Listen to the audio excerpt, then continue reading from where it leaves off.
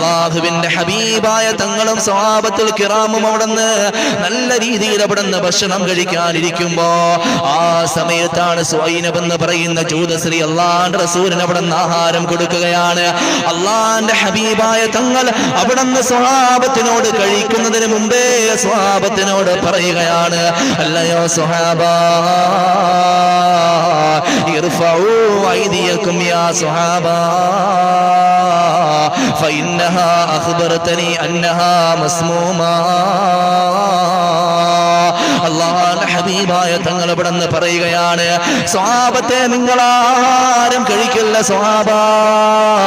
ആ ആഹാരം എന്നോട് വിളിച്ച് പറയുകയാണ്, അത് വിഷം പുരട്ടിയിട്ടുണ്ടെന്ന് ആഹാരം എന്നോട് പറയുകയാണ്, അതുകൊണ്ട് നിങ്ങളത് കഴിക്കല്ല സ്വഹാബാ എന്ന് ഹബീബായ തങ്ങൾ അവിടുന്ന് സ്വഹാബത്തിനോട് പറയുകയാണെങ്കിൽ ഈ പാരമ്പര്യമാണ് പ്രിയമുള്ളവരെ ജൂദായിസം. ഈ വിശ്വാസവഞ്ചനയുടെ പിന്തലമുറക്കാരാണ് ജൂദായിസം. അതല്ലേ ഇന്ന് ഗസയിൽ കണ്ടത്, അതല്ലേ ഇന്ന്